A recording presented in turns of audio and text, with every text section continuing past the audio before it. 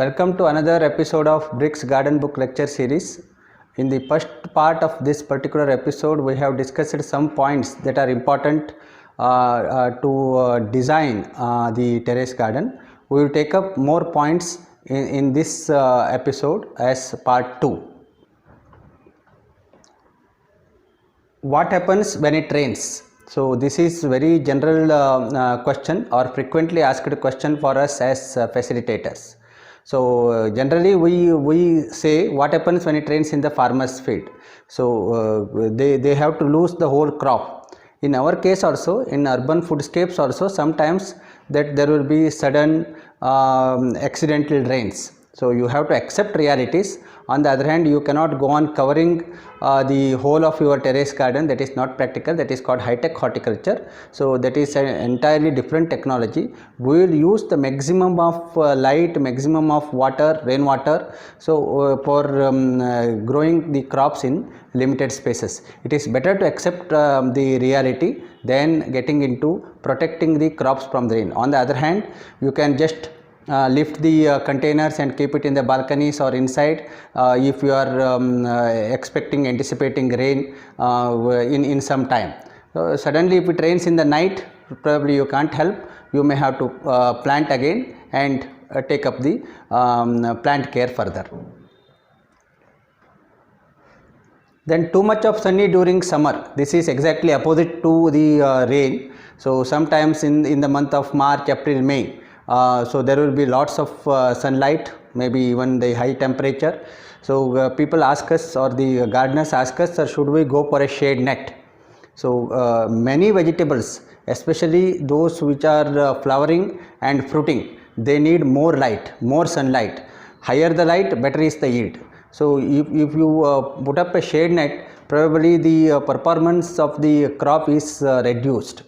They don't like that kind of environment. So it is not correct to put a shade net for the vegetables even during summer. On the other hand, to reduce the temperature, if you think that it is more than 30 degrees centigrade, to reduce the temperature, you can play with the microclimate. You can put maybe some wet gunny bags. You can sprinkle water on the terrace. You can do mulching to the plant base, or you can water twice a day. So like that you have to plan to reduce the temperature in the garden so that plants perform better. So reducing light will affect the crop performance. So you should think of reducing the temperature during these 3 months. The next point is where we get good quality seeds. See, generally the organic gardening, organic foodscapes, organic farming is to promote nativity. As much as possible, we should use the local seeds or the nati seeds, because they are evolved in this kind of environment. So they perform in limited situations. They respond well to organic inputs. So these kind of the nati varieties, local varieties that you should search, you should probably talk to farmers, you should get from the countryside, and you should use them. So hybrids are not the target of urban foodscapes. So we should not be using it, because hybrid needs a different kind of the input requirement. So probably we cannot manage that. So it is better to use only local types and the nati types of vegetable seeds for urban foodscapes. And as much as possible, seasonal vegetables. So this is very important factor. So you should make your own calendar. So which are all the crops that you like, and which are all the crops of particular season, maybe summer, winter, or rainy season. So there are groups of vegetables which are suited for different type of the environment. So we should select them and think of growing that these crops in our container gardening.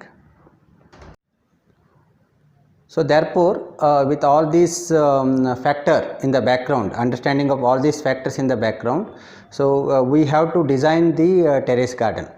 So there is no hard and fast rule that you have to follow all these factors, whatever is practical, because we are urbanites, we have limited spaces, we don't have that much of scope as in the real farm. So that way, so we need to consider which are all the factors which are generally practical. So I am putting one design here where the lighter containers, so we always look at the weight of the containers. The lighter containers which are small, the probably growing leafy vegetables, growing bushy vegetables, maybe 7 kgs, 8 kgs, 10 kgs maximum weight. So those kind of containers are to be in the center, where there is no pillar support, where there is no wall support, where there is no beam support. So we have to think of keeping these containers in the center of the terrace. On the other hand, towards the sides, see probably in the corners where there is wall, where there is pillar, and probably in the center if there is a beam, so we should use you should keep the heavier containers, maybe perennial crops like fruit plants, or maybe sometimes the vine vegetables which are 25 or 30, 35 or even 40. So if it is a 4 feet containers, can be even 50, 60 kgs. So those kind of containers that we have to keep in the corners. In simple terms, the lighter containers in the center, the heavier container in the corner. So that is the way that we have to design the terrace garden.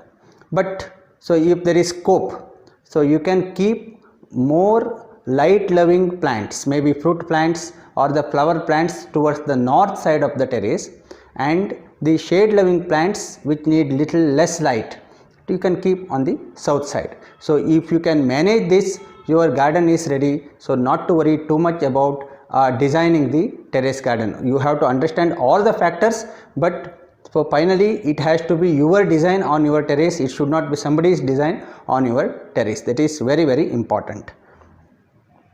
See, something like this.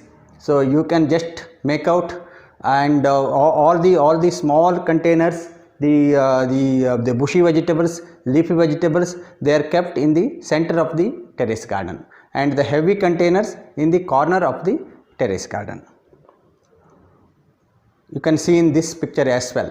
So where the lighter containers, the bush vegetables or the leafy vegetables, small containers, variety of containers that you can keep in the center. The heavy containers, mostly the perennial plants, that you can keep on the corner of the of the terrace. See, this particular terrace garden is of Miss Pratima Adiga in Bengaluru, where she has understood all these factors, but depending upon the practical situation, she has kept different type of containers close to each other, grouping them depending upon the light requirement and other things. She has put some space for walking and other things. So sometimes that they are very close, sometimes they are very sparse, but finally that we have to understand the principle that plants adjust. So they have a very important principle of this adjusting nature. So they adjust to each other and they grow better and they perform. Our role is to give them the better condition in terms of nutrients, in terms of water, and probably providing the support structures so that they grow robust and they perform better. That is the only requirement that from us, from our side as urbanites.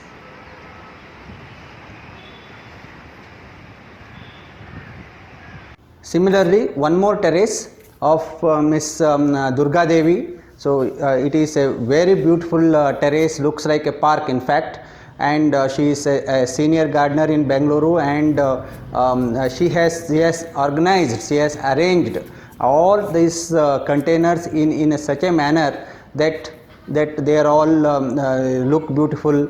They are not directly put on the terrace, they are put on the stands so that she can clean nicely the floor and other things. So that way, so it is finally your passion towards the plants, your understanding of the growth pattern, your understanding of the duration of the crop, your understanding of the season of the crops. They decide. See, for me as a terrace gardener, the expectation is that every day that I should harvest something for my kitchen. So if you put that basic principle of harvesting every day, then you start designing your terrace garden and you start keeping the containers in the spaces wherever you have, and you will harvest very good vegetables. So finally all these factors are important, but practical issues are there, and you have to consider all those practical issues when you design the terrace garden.